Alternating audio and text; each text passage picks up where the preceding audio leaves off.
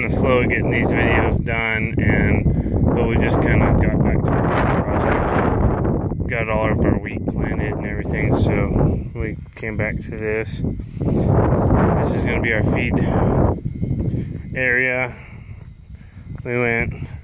Actually we were only going to go 18 inches.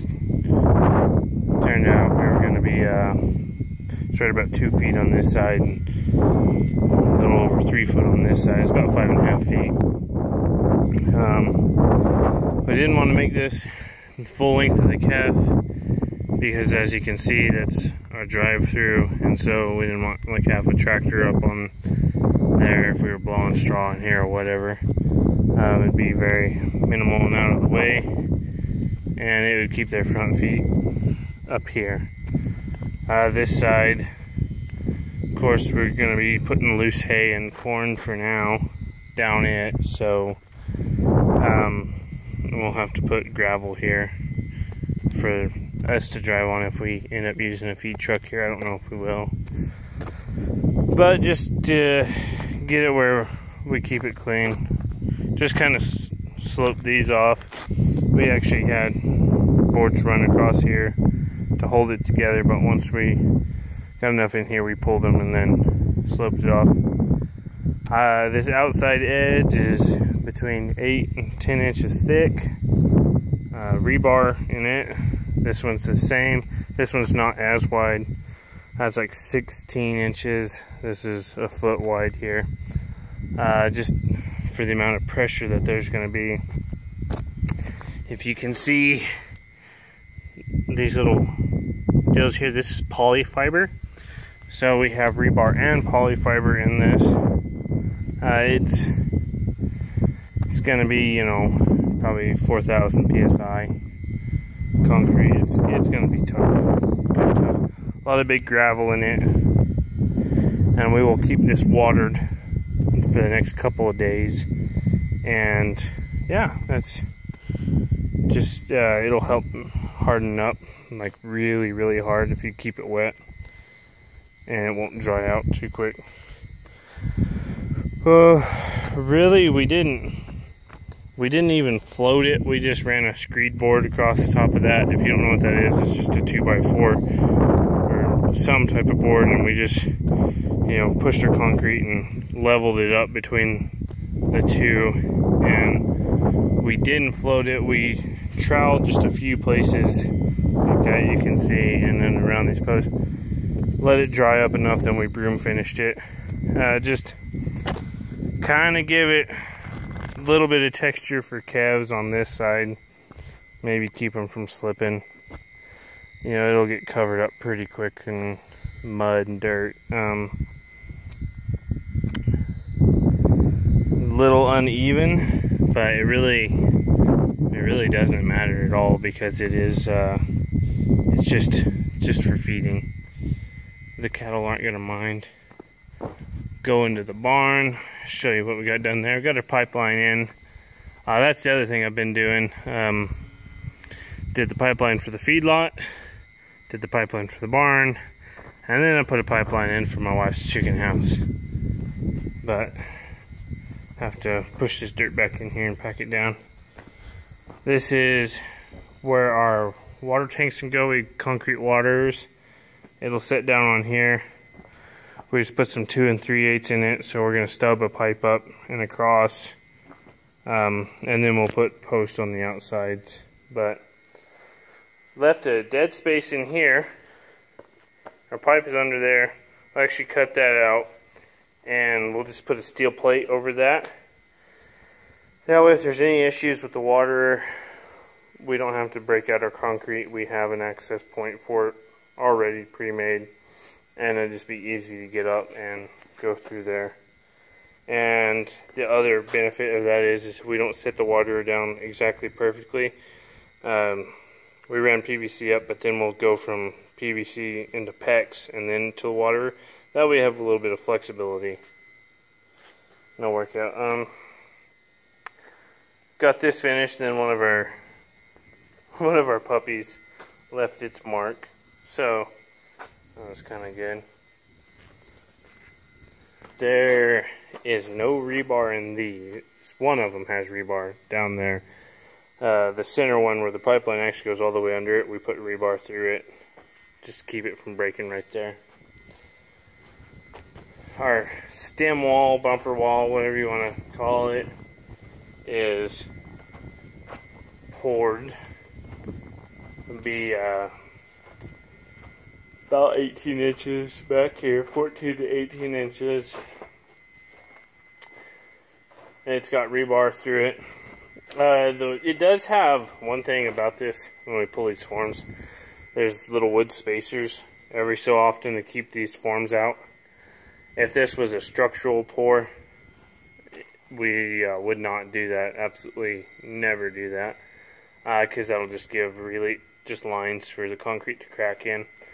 But since this is just kind of a bumper wall, it's just to keep you from hitting the tin. We went ahead and did that. If it had been a structural wall, we would have used snap ties, and I'll have to video those because I've got a bunch. We used them on our commodity barn. They're a steel rod that's got two plastic ends that hold your plywood exactly so many inches apart. You know, just kind of whatever you want, and it goes through, and there's clips, and they work really well. We didn't need to on this. This is just being just kind of for funsies. But the other thing that will happen is we'll run a piece of base angle along this concrete, and we'll screw the bottom of the tin into that. So that will secure the tin at the bottom. That, and we just poured concrete in it. But so we'll do it all the way around the bottom, and that'll be where we can do that fun thing. But as far as the barn goes, we need to put up a couple pipes around the back side of it, put our water in, and get our pins done, and the barn's ready to use. Of course, we'll smooth all the dirt out, and when we are done welding, completely done, then we will go through and put straw down before our first set of calves even come in here.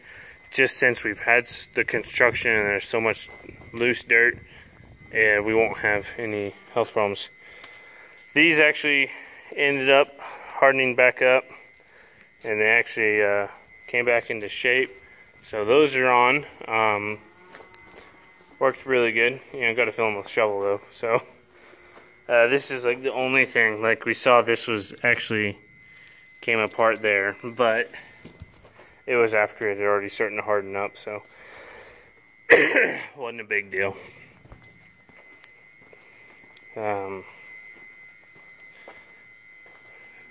On to the pins. We have been working on our pins while waiting for concrete and other things, and while I was doing pipelines. Got our top rail in most of it. Have not been able to do this yet or anything next to the barn because we'll have to pull the forms and do that then. We don't have any of the overheads in yet. We have been having absolute hell with a torch trying to cut this drill stem. This 1/2 inch thick, and it has some kind of alloy in it, and it has just been a pain. But I got my brother's plasma cutter, so we'll get it hooked up and we'll see if we can't cut it with that. I'm praying that we can, because it'll be an absolute cluster if we can't, but figure something out. We've done just about everything, so like I said, got a top rail in. We'll start putting our sucker rod on. They did this side. They didn't weld all of it. I was digging pipeline, so I'll come in and finish all these. They just did it to get it in place. And yeah, that's kind of where that's at. It's gonna tack them. I'll come in and do that. Finish it up. I guess I've gotten 2 loads of calves in since the last time I said anything, maybe more than that. had a little bit of health issues with my first set. We got hot here about a week or so ago. I mean, just terribly hot. And they were in this pen where it was dusty.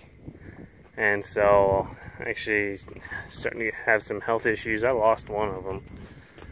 But, gave it just about everything under the sun, but it decided it didn't want to keep going, so it's just part of it. Trying to do everything else and manage your time, it can get away from you. But other than that, everything else has been going good. We are extremely behind where we need to be with all of this project. It's just, I've got so much of this month left, and then we're going to be into October, and middle October we'll probably start weaning cattle, just depending on the grass and when our first freeze is. And we need to be getting things done. But those are our sucker rod holders. They'll sit up here like that, and we'll put all the sucker rod across them, and they'll hold them up as we go along and do things. But anyways, that's the barn project. That's where it stands today. We'll strip all the forms Monday and go from there. So I will pick up later.